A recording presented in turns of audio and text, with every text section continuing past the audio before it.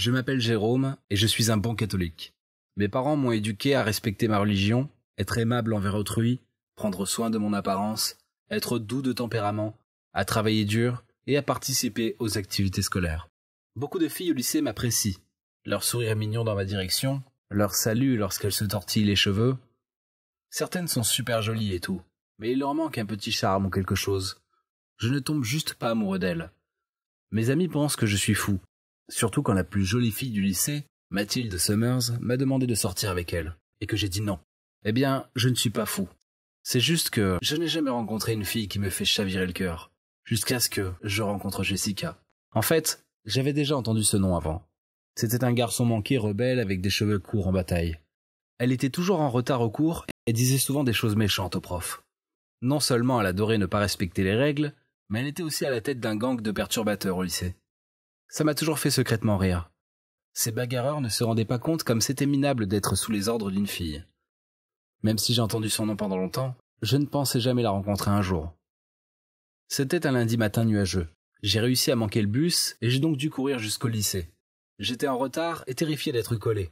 Je courais à toute vitesse de l'entrée jusqu'à la salle de classe. J'ai couru en tournant à un angle et j'ai foncé droit sur Jessica. Elle a crié puis est tombée sur moi. On s'est cogné la tête très fort et nos lèvres se sont touchées. Trop gêné, je me suis relevé et j'ai couru en classe sans dire un mot. Oui, donc, je m'attendais pas à ce que mon premier baiser se passe comme ça. C'était tellement maladroit. Le lendemain, les bagarreurs de Jessica m'attendaient devant le lycée. Ils m'ont demandé pourquoi j'avais volé ce premier baiser à Jessica.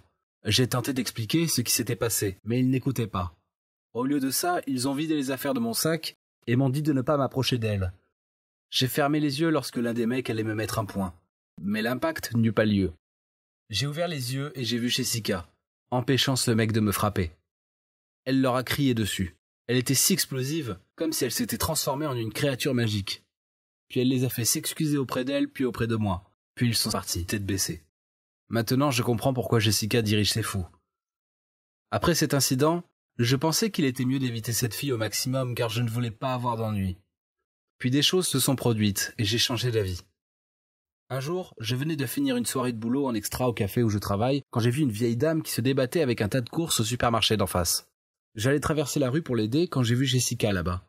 Elle était si prise par son téléphone qu'elle a marché sur la tomate de la vieille dame. Ça m'a rendu fou et je m'apprêtais à aller lui faire savoir. Puis je l'ai vue prendre son sac à dos pour mettre toutes les courses qui étaient sur le sol dedans. Allait-elle vraiment voler une vieille dame? Mais non. Au lieu de ça, elle a tendu son sac à la vieille dame et a rapidement porté les autres sacs en plastique pour elle. La vieille dame était à la fois choquée et reconnaissante. Je me sentais mal d'avoir pensé que Jessica était mauvaise. Une autre fois, je l'ai vue nourrir un chat errant. Et quand elle m'a vu, elle s'est vite relevée et est partie. Ces petites actions faites dans l'ombre étaient bien différentes de son apparence. Et je suis tombé amoureux de cette fille. Je n'arrêtais pas de penser à elle. Elle ne quittait littéralement jamais mon esprit. Je savais qu'il fallait que je lui avoue mes sentiments, alors je lui ai proposé qu'on se voie. La première fois, elle a paniqué. Elle a lancé une insulte et est partie. Mais j'ai osé lui demander à nouveau. Et cette fois, elle a juste répondu froidement « On peut essayer ».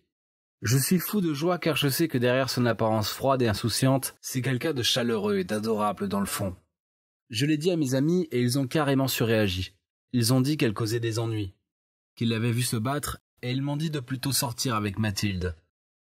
Quand mon prof nous a vu marcher main dans la main au parc, il a téléphoné à mes parents en leur disant que je sortais avec une fille gâtée, disgracieuse et destructrice, et qu'elle finirait par me détruire et m'entraîner dans ses bêtises.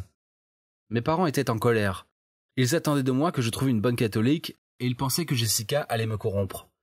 Je leur ai expliqué que Jessica était différente et ils ont finalement accepté de lui laisser sa chance. Ma mère a dit que toute la famille allait faire un pique-nique au parc le week-end et m'a demandé d'y inviter Jessica. J'étais si heureux. Je pensais sincèrement que ma famille verrait à quel point c'est quelqu'un de bien. Tous leurs doutes s'évanouiraient. Jessica m'a surpris quand je suis venu la chercher ce matin-là. C'était la première fois qu'elle portait une robe et du maquillage. Je marchais heureux à ses côtés, un peu parce que ma copine était trop jolie, et un peu parce qu'elle était prête à changer pour moi, même si je ne lui avais pas demandé de le faire. Tout se passait bien. La première impression de mes parents la concernant semblait très bonne. Jessica et moi, on s'est donc sentis beaucoup plus à l'aise. On passait du temps à papoter quand un oiseau sorti de nulle part a déféqué sur la jolie robe de Jessica. Elle a de suite sursauté de panique. Elle a secoué sa robe comme un chiffon et a lâché quelques gros mots juste devant mes parents. qui lui ont lancé un regard noir sceptique. Elle a fini par donner un coup de pied dans le panier de pique-nique que ma mère avait mis des heures à préparer. Il y avait de la nourriture partout. Jessica avait l'air gênée et a demandé à partir.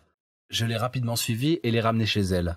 Je ne pouvais pas m'empêcher de rire de la situation. C'était assez drôle et elle était si mignonne. Puis en arrivant chez moi, j'ai vu le regard de colère de mes parents. Ils m'ont demandé de rompre avec Jessica car elle était colérique, culottée et grossière. Je sais que Jessica a juste paniqué. Elle n'avait pas l'intention de péter les plombs. C'était juste un accident involontaire. Tout allait bien jusqu'à ce que ce stupide oiseau foire tout. Maintenant, je ne sais pas quoi faire. J'aime Jessica et je ne veux pas la perdre. Comment persuader mes parents de lui laisser une autre chance ?